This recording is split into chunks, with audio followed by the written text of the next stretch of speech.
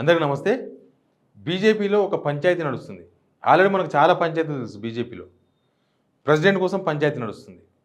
మొన్నటిదాకా LP leader కోసం పంచాయతీ నడిచింది. ఇప్పుడు ఏం పంచాయతీ నడుస్తుందో చెప్తా మీకు నేను.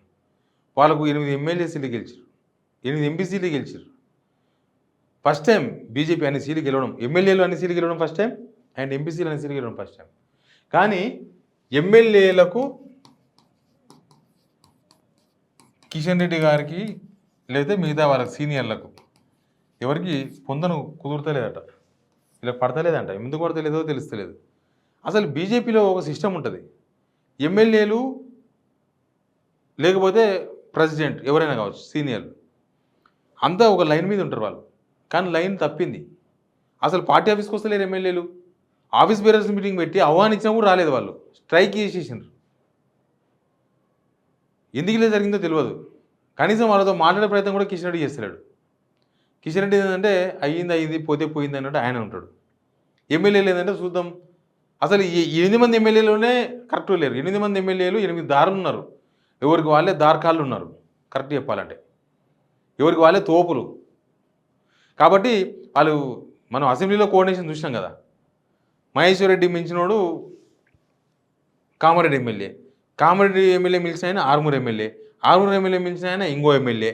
ఇట్లా 8 మంది 8 దారులు, 8కి ఎవరికి వాళ్ళే హీరోలు. అట్లా బీజేపీ సిద్ధాంతం ఏదైతుందో దాన్ని మొత్తం తూట్లు పొడిచేసారు.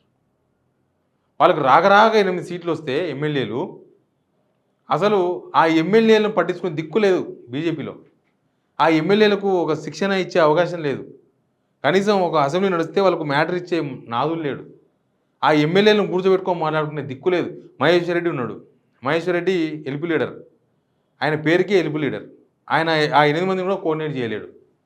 మిగతా 7 మందిని ఆయన కాంగా ఈ 8 మంది కలిసి ఒక కోఆర్డినేషన్ కూడా చేయలేరు. అసలు వీళ్ళకు మాకు కిషోర్తో సంబంధం లేదు, కిషోర్తో మాకు సంబంధం లేదు అనుకుంటున్నారు వాళ్ళు. ఈ కోఆర్డినేషన్ లేకపోవడంతో ఏమవుతుందో తెలుసా? బీజేపీ తెలంగాణలో ఏంది వాట్ నెక్స్ట్ అనేది ఎవరికి అర్థమైతే లేదు. నిజానికి వాళ్ళు యూత్ కదా, బీజేపీ అంటే యూత్. మొత్తం యూత్ను ఎలక్షన్స్లో మొత్తం టర్న్ఓవర్ చేస్తారు కదా వాళ్ళు ఏదో చెప్పి. కానీ నిరుద్యోగుల ఇష్యూ వస్తే బీజేపీ నుంచి ఎవరు రెస్పాండ్ కాలే. ఎప్పుడో అంతా అయిపోయిన తర్వాత లాస్ట్లో ఇందాపార దగ్గర ఒక దుకాణం పెట్టుకొని చేసిన మేము కూడా అని చెప్పుకునే ప్రయత్నం చేసింది తప్ప అసలు బీజేపీ నుంచి మద్దతు ఇవ్వలే నిరుద్యోగులకు. లేకపోతే ఆ ఇష్యూ ఇక్కడ దాకా వచ్చేది కాదు. లేకపోతే రేవంత్ రెడ్డికి ఇబ్బంది అయితే నాకెవరో తెలియదు. కానీ ఆ విషయంలో మాత్రం బీజేపీ ఫెయిల్ అయిపోయింది. రైతులకు నీళ్లు లేకపోతే బీజేపీ రెస్పాండ్ కాలే.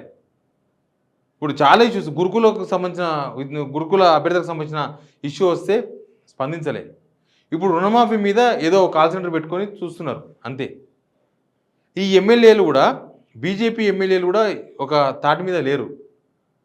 వాళ్ళు అసలు వాళ్ళ పనిలో వాళ్ళు ఉన్నారు. బీజేపీ ఎమ్మెల్యేలు కనీసం ఢిల్లీ కూడా పోతలేరు. చూసిందా? హైకమాండ్ వాళ్ళకి ఢిల్లీలో ఉంటుంది కదా, కానీ పోతలేరు. ఈవెన్ పార్టీ ఆఫీస్ కూడా కిషన్ రెడ్డి గారిని కూడా వస్తలేరు. ఎందుకో ఒక బీజేపీలో ఒకటి మిస్ అయింది అనిపిస్తుంది. బీజేపీలో ఒక గ్రిప్పు మిస్ అయింది. బీజేపీ అంతా ఒకటి, వీళ్ళంతా ఒకటే లాకుంటారు అనేది తెలంగాణ ప్రజలకు సంకేతాలు ఇవ్వలేకపోతున్నారు వాళ్ళు. ఏదో గెలిచినామంటే గెలిచినాం, ఓకే అంతవరకే, మళ్ళీ ఎలక్షన్ వచ్చినప్పుడు చూసుకుందాం అన్నట్టున్నారు తప్ప అసలు గెలిచినాము, మమ్మల్ని తెలంగాణ ప్రజలు మాకు 8 ఎమ్మెల్యేలు గెలిపించిండ్రు, 8 ఎంపీలు గెలిపించిండ్రు, వాళ్ళ సమస్యలు ఉంటే మనం స్పందించాలి, లేకపోతే వాళ్ళకి ఏమైనా ఇబ్బంది అయితే మనం మాట్లాడాలి. మోడీని అన్నప్పుడు మాత్రం వస్తారు వీళ్ళు. మోడీని అన్నప్పుడు మాత్రం ఒకరో ఇద్దరు ప్రెస్ మీట్లు పెట్టి ఖండిస్తారు తప్పితే మిగతా జనాల ఇష్యూస్ మాత్రం బీజేపీ అడ్రస్ చేస్తలేదు. జనాల వ్యవహారంలో మాత్రం బీజేపీ 0 మార్కులు వేయాలి బీజేపీకి. బండి సంజయ్ ప్రెసిడెంట్గా ఉన్నప్పుడు కొంత ఉరికేది, కానీ ఇప్పుడు ప్రెసిడెంట్గా లేడు. ఇప్పుడు ప్రెసిడెంట్గా కిషన్ రెడ్డి గారు ఉన్నారు. కాబట్టి కిషన్ రెడ్డి ఏమైనా చేయాలి. చేస్తే కిషన్ రెడ్డి కాదని చెప్పి బండి సంజయ్ చేయలేడు. ప్రోటోకాల్ ఉంటుంది పార్టీలో.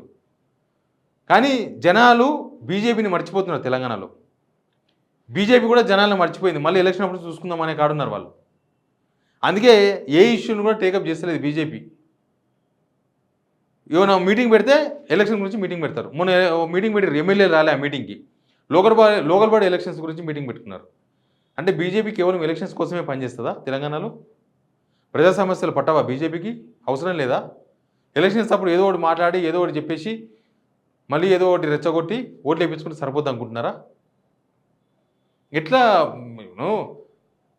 బీఆర్ఎస్ ప్లేస్ చేస్తామంటారు మాటకి. ఎట్లా ప్లేస్ చేస్తారు? అసెంబ్లీలో చూసినాం కదా.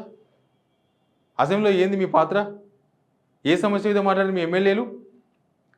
ఏ పబ్లిక్ ఇష్యూస్ మీద మాట్లాడిండ్రు? కరెంట్ అఫైర్స్ ఏం మాట్లాడిండ్రు? అందరూ పెద్ద మనిషి పాత్రలే పోషించిండ్రు.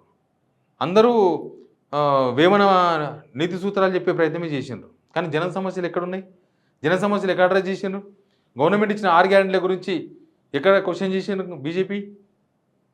బీసీ రిజర్వేషన్ గురించి బీసీ ముఖ్యమంత్రిని చేస్తామన్నారు మీరు మాకు అవకాశం వస్తే. బీసీ రిజర్వేషన్ గురించి ఏం మాట్లాడుతున్నారు మీరు?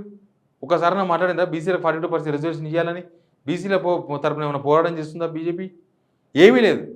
కేవలం ఎలక్షన్ టు ఎలక్షన్ మాత్రమే బీజేపీ ఫైట్ ఉంటుంది. Election to election. ఈ ఎలక్షన్ అయిపోయింది, ఇంకో ఎలక్షన్ వస్తుంది, అక్కడ ఫైట్ స్టార్ట్. ఈ ఎలక్షన్ అయిపోయింది, ఇంకో ఎలక్షన్ వచ్చింది, మళ్ళీ అక్కడ ఫైట్ స్టార్ట్. ఈ మధ్యలో ఏముండదు, గ్యాప్ మొత్తం జీరో. ఇక్కడ మీకు గెలిపించారు కదా, ఇన్ని మంది ఎంపీలు కూడా గెలిపించారు కదా, ఆ బాధ్యత ఎందుకు బీజేపీ తీసుకుంటలేదు ఇక్కడ point. Please subscribe signal TV.